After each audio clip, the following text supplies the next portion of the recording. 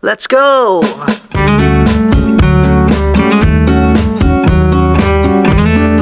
Kuya Felix, nakilala na po natin siya at inimbitahan din po niya tayo sa May 30, pero pauwi na ho tayo. As I said, my journey here in the Philippines is winding down or winding up. It's up, like Arnold, it's up, so it's ending. So but we will continue our journey and adventure na kahit saan po ay pwede natin ipagpatuloy kahit malungkot. Ayan,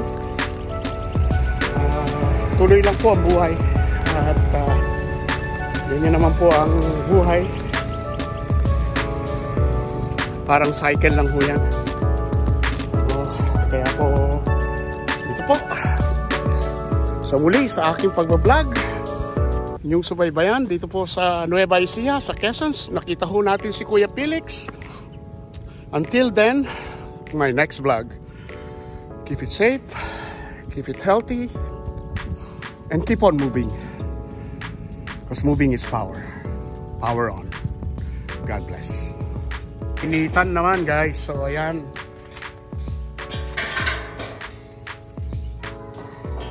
papalit ang team ng paddy wheel. Paddy wheel ba yan?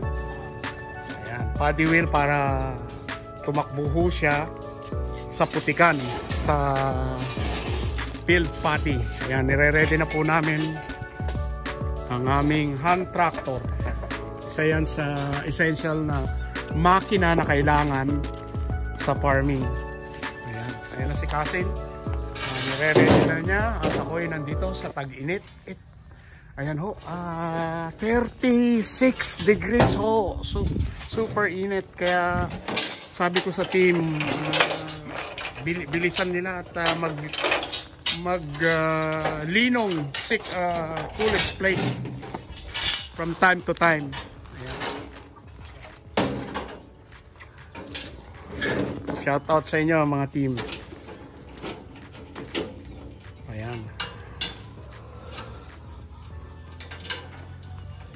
Katulad ho kanina na yung binlog ko si Kuya Felix, shout out sa iyo, maraming salamat.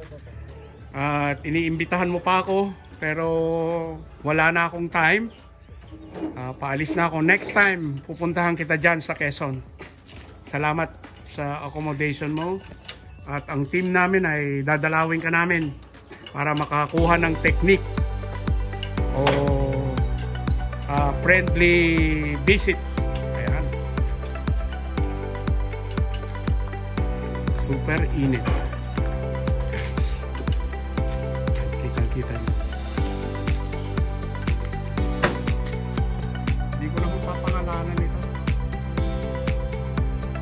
Ito ay napaka-essential po. Ito, binili ko po ito last year pa lang. Kaya medyo bago pa siya. Marami po tayong makina dito. Kaya lang kinumvert po namin.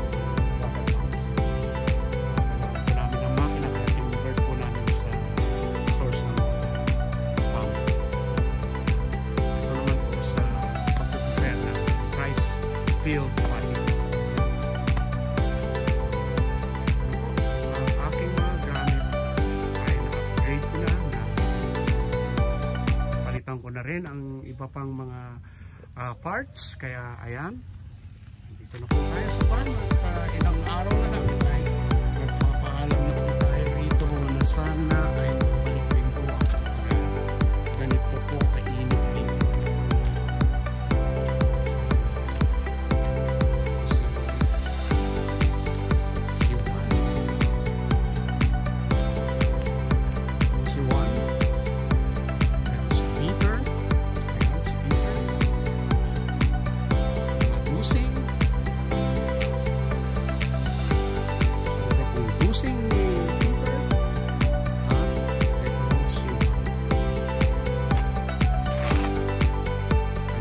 Shoutout sa'yo, Gerard. Yan sa Edmonton, Alberta. Ayan. Meron pa akong beautiful British Columbia na plate number. Kung meron kayong natatagong plaka gawin yung souvenir. Ayan. Ayan siya. Ayan si Juan at si Peter. Juan and Peter.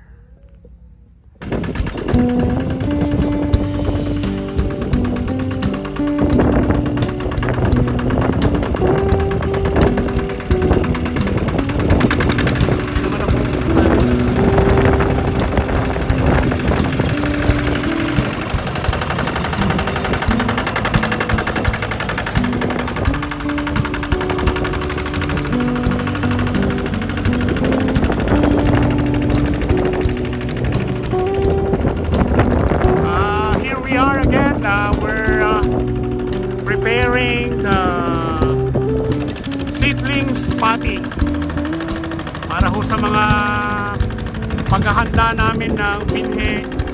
Ayan, ipine-prepare na po namin ng team. Ayan po si Kasin, minemekos-mekos na naman niya. At nagpapasalamat po ako at bumaba ang temperature. Naging 29 degrees na lang kasi maulap. At there's additional wind ng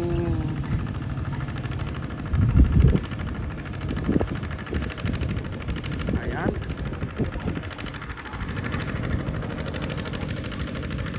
Ayan o.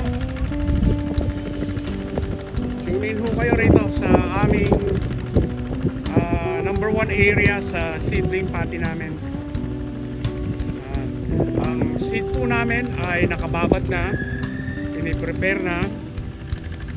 So, kaya ho namin ang purpose po nito para mabulok po yung grass, wala pong maging damo ang aming seedlings. Kasi yung pang nutrient noon ay aagaw pa sa mga binhi namin, sa mga punla, mga seedlings namin. Siya lang dapat ang makakuha ng nutrients o fertilizer ng seedlings namin. Kaya yan po, si Ramel, aking cousin, I hope ako sanang nag-rotavator niyan, pero I had a back problem. I had a broken back. So, ayun ho, nag-heal na ho, 100% na. At patuloy ka po pong tinetherapy ito. Sabi ng doktor sa akin 8 months, kaya malapit na ako mag 8 months, magkakaroon na po ako ng makakapagtrabaho na po ako ng normal. Ayan, ayan. Masin namin.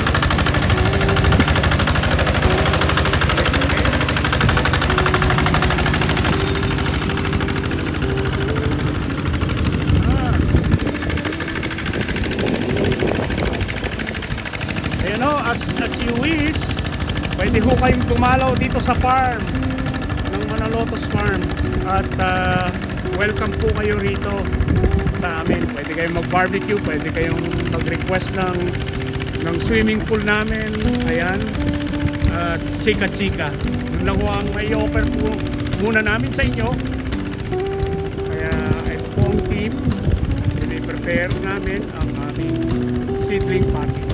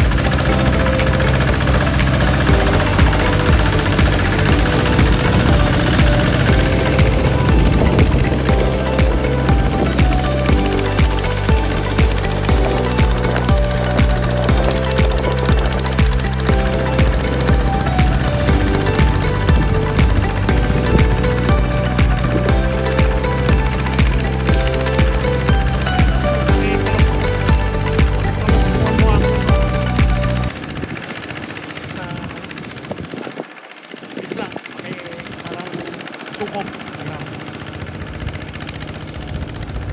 Ayan. Thank you.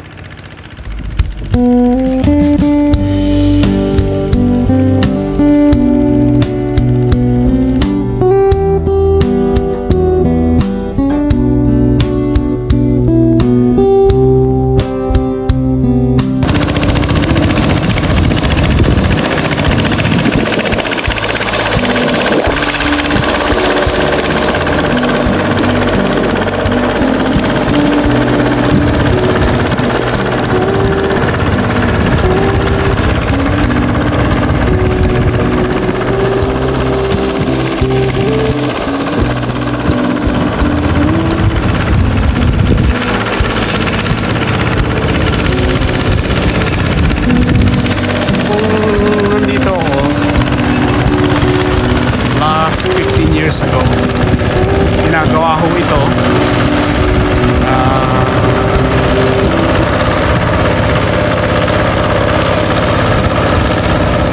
Piniprepare ho ito 15 years ago. Dito ako cellphone lang po ang dala-dala ko noon, keypad pa. Ngayon pasensya na ipa-vlog ko na siya. May share po sa inyo ang aking video, not only in the Philippines but all over the world. Kaya lahat po ng mga Pilipino dyan na nasa abroad, mga OFW, mga seafarers, mga immigrant dyan sa buong mundo na Pilipino, shout out po sa inyong lahat. Mag-ingat po kayo lahat. And God bless po. Ako po ay nag-i-enjoy dito sa aking farm.